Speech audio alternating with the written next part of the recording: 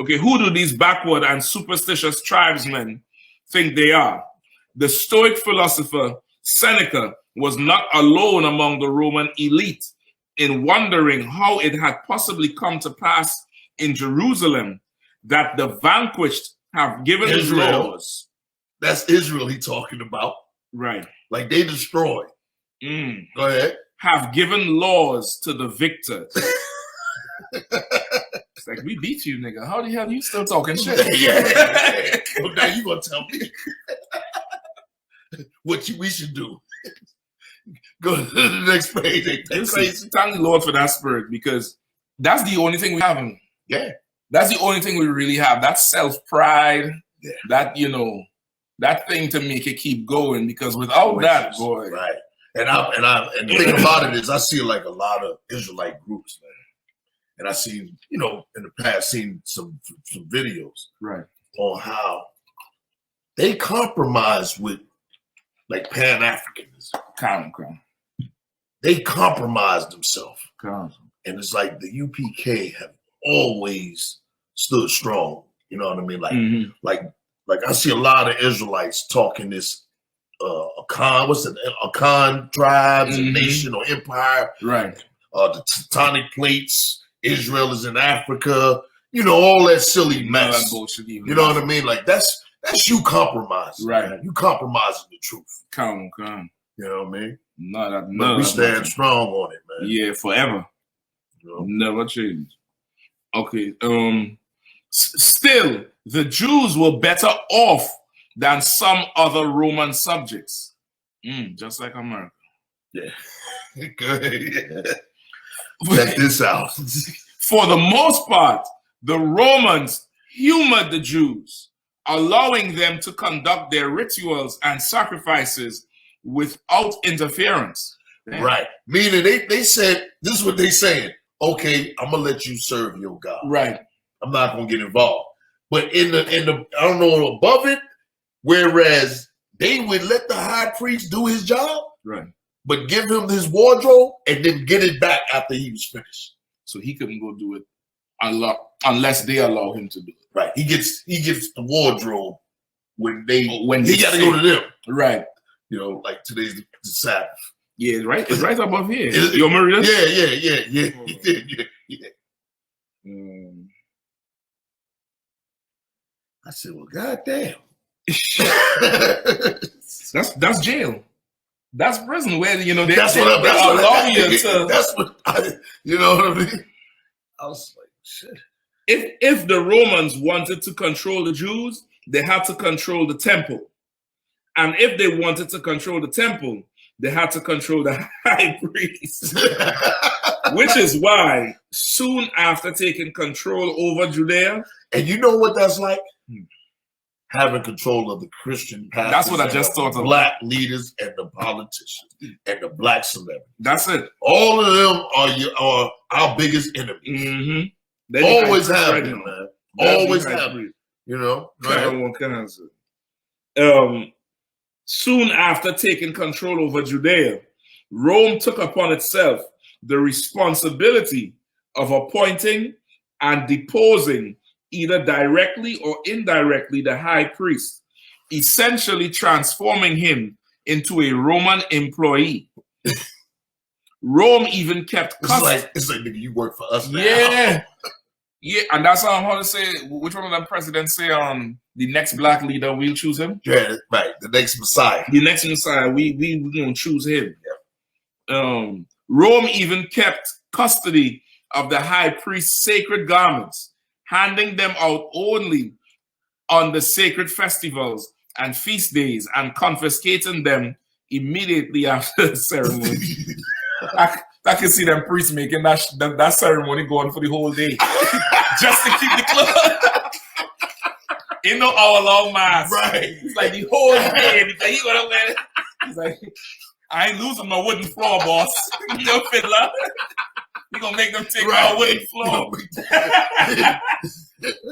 Right. That nigga is like, oh shit, I get to wear this? All right, for the whole week. Right. God damn. Exactly. And that's how church is. Yeah, exactly. That's how church is today. They just want to get dressed and go there, and after, take it off, and then that's that. That's it. That's it. crazy. Yo, book is heavy. Yeah, man. That is how Rome is, and it's just like America. Exactly the same. Go ahead, MASHAK. Come. Still, the Jews. I'm gonna just read over this part. Okay. Still, the Jews were better off than some other Roman subjects.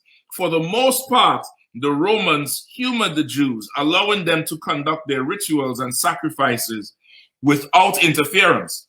The Jews were even excused from the direct worship of the emperor, which Rome imposed upon nearly every other religious community under its dominion. Same thing we just saying. Worship, yep. And you had to worship the emperor as God. So no, this would be after Christ. This would be. No, this is in the beginning. This is in the beginning. After a while, you know what I mean. This is around just after Maccabees, then. Just after, because they removed the Hasmonean dynasty. Come. And I believe it might have been under Pompey, if I'm not mistaken. That's crazy. So I know it says it in there that they removed them. I think it's under That's crazy because now this scripture making more sense. Like how they say he want to sit as God and to be worshipped as God. You know what I mean? Keep reading. God, he's like, yeah, you gonna see someone. You give me the Shapar look, Shapar said, Shapar look at you like, oh, yeah, it's in there. Hold on, just the way I reach. The Jews were even excused from the direct worship of the emperor, which Rome imposed upon nearly every other religious community under its dominion. Right. All that Rome asked of Jerusalem was a twice daily sacrifice of 1 bull and 2 lambs on behalf of the emperor. That's and for making him a god. Good health. Yeah, because that's our sacrifice. Right. Yep. Nah, man. Yep. They forced them to do that. Like this testing your integrity here. I know. Because it's now like, I'll let you do this in private. Yeah. You could in the public eye, you could skip praising me. So everybody will look at you like you're a rebel. Right. But behind closed doors, the sacrifice you get to your God, that's for me. That's for That's really checking your integrity there. Because shit. Yeah. You gonna compromise. You know what I mean? He forcing you to compromise. Exactly. That's why that turmoil during that time period. Right. Because it started with other men rising up. Okay. And it went even during the time of Christ and then after Christ. After the apostles. Right. Like this book goes into that time period. Yeah, you gonna have to be about it because no, you telling him no. He have every like motive or valid reason to now slaughter you because you don't worship him in public. And everybody else is like politics, like chess. I know. Nobody would speak up against it because y'all been defying him anyway, not knowing there's a whole backdoor deal going on. Exactly. That's crazy. But that's your Negro leaders. Yeah. Yep. That's why the high priest that was doing it, right? He was hired by them. He was fine doing it. He was selling out the whole time. Yeah. That's why the Sakari killed a high priest in the temple. I remember, yeah. In the temple, it was, right? It was about that shit. They're going to try and get to that. And I'm going to tell you another thing that they always refer back to the Maccabees. They always, all the men that rose up, right? They always wanted to be like them.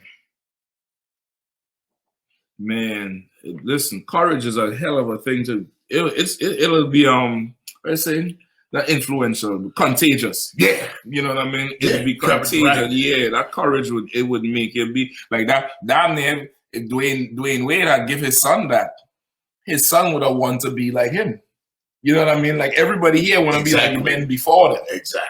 But now his son want to be like not even another man.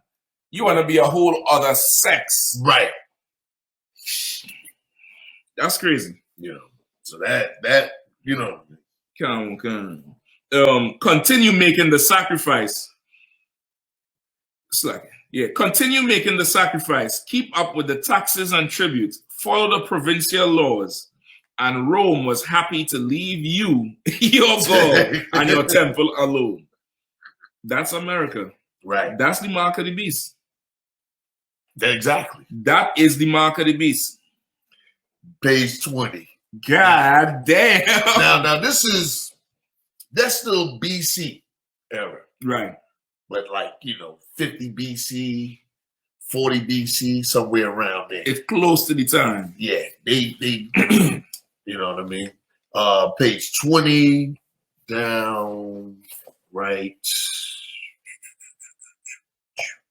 Yeah. This one here. Yeah. Okay. The Roman Senate. This is 20. This is the chapter, King of the Jews. The Roman Senate determined that the most effective way to retake Jerusalem from Parthian control was to make Herod its client king. Right. So in other words, there was another heathen that had control of Judea, which was those people there, which they come from the east and the northern part of, their empire stretched to the northern part of Arabia, Judea, all the way over to Iran. And this is the Parthians? Yeah, right. They're like an offshoot Arab, Persian type of people. Right. You know what I mean? That's who they are. And they was running in Jerusalem. Right. He was running that like they controlled, like down the right. This accurate? Yep. Just for y'all to see what you're talking about. Right. So they was able to stretch all the way over into here. So they would go east, like down here. Down here, right. So they was able to, their empire was able to get to, what's that? Nabateans or something like that. Right. So they was like a problem because they were so far east for Rome at that time. But it wasn't no big thing with Rome because Rome. Yeah, the Lord done put them in position, so it was just to go take it. Exactly. You know what I mean? Somebody was asking about the book. Oh, okay, yeah, good. The book is the Zealots. You just look it up on Amazon. You could get it. It's a good book. You know what I mean? It's a real good book. There might be something to see. So they can hold their questions. They can hold you. Y'all can hold your questions until afterwards. Unless it's pertaining to the book, it's no problem. Okay. Hey, shalom, Azania. Yeah, he said the same thing here. Is the same spirit today that the black leaders and politicians are. Right, exactly. Azania. You know what I mean? So yeah, okay. I ain't gonna slow it up no more. Let me see. Page 20, right? Yeah. Okay. So was to make Herod its client king and let him accomplish the task on Rome's behalf. So like he would go in and like an agent then for them. Right. To topple the Parthian Empire. Right. It would be like Barack Obama. Right. Let me give somebody that's similar because he was nothing more than a convert. Right. But he was Idumea, and I think Arab. His mother was an Arab, and his father from Idumea. Yeah, he was a devil. Right. You know what I mean? But he ain't look like that. He ain't look like a pure devil more than likely. So he was best Trojan horse for them for real. Right. The naming of client kings was standard practice during the early years of the Roman Empire. Right. Allowing Rome to expand its borders without expending valuable resources administering conquered provinces directly. Right. That's damn near exactly what they do today. An overseer. Yep. You know what I mean? Like they remove one person and they raise up who they want. Like a puppet. Right. They move a whole family line and raise up a puppet that's gonna. But this dude, it was like, you read upon him. That's why he's called Herod the Great. Herod has anybody that killed the Israelites, they're great. That's the thing, boy. you become great in the earth, like Oprah Winfrey. Gail, what was her name? Gail King. Gail King. You know what I mean? Shit. You destroy black people, boy. You become great in this society. Keep reading right down here. Yeah. Okay. In 37 BCE, Herod marched to Jerusalem with a massive Roman army under his command.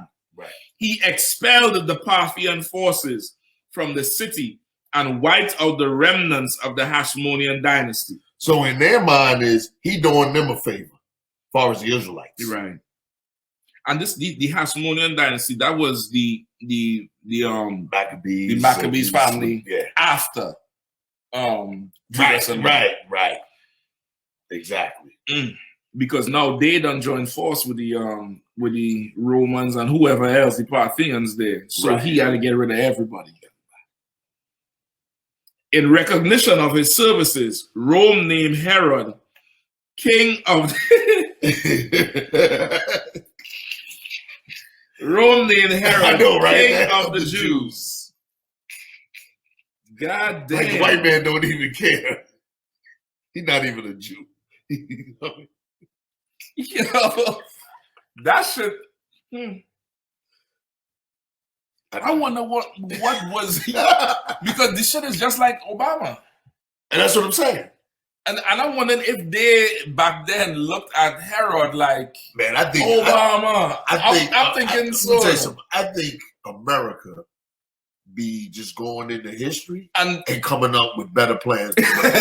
Like they see where it because it's right, exactly. Yeah. Because you know a lot of like military generals, they go back in time, and they know the history.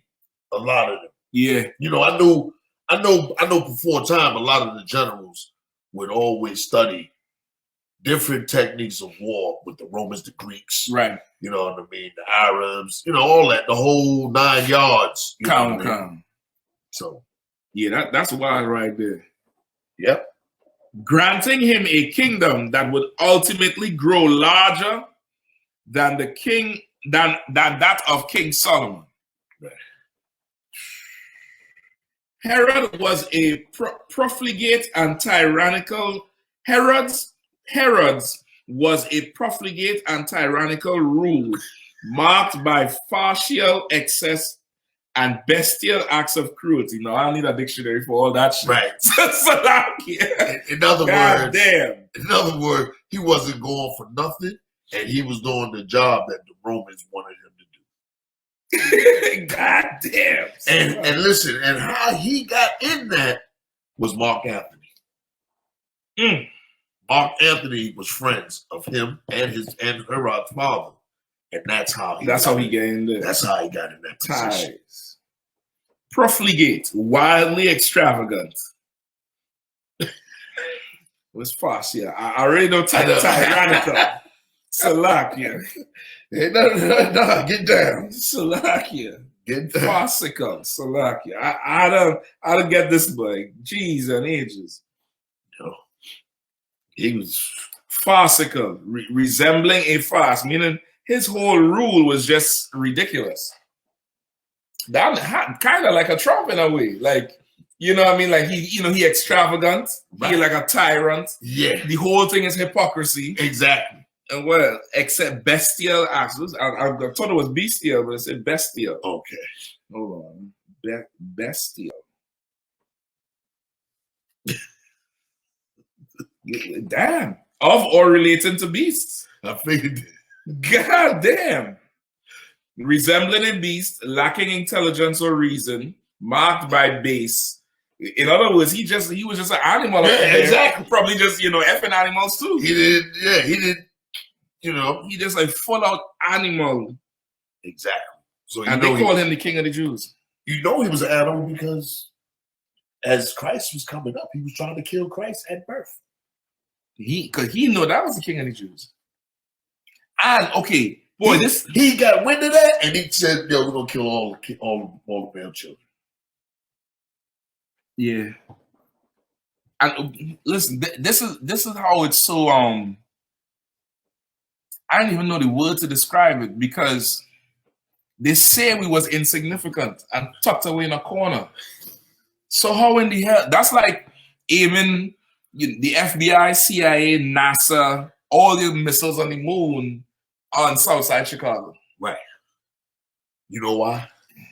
Because they misbehaving because of it. They worship a different God. This white man, boy, God. They don't want that God. They don't want their God to go. They want to keep, you know what I mean? Yeah. Like I'm able to make everybody else submit. Right. But y'all, you keep talking about you got the only God on earth. Yeah, that hits a chord with them. And it's like them, they're saying, my God don't even mess with you. That's just what we say out there. It hits a chord with them. Like down there in the spirit, they know it. It had to be the spirit know that Jesus is hold on. And then you got rough looking Israelite with beards. Who don't care. Who totally don't conform. Listen, language is different. Everything different. The dress different, the language different, the hair different. Exactly. The things we say is different.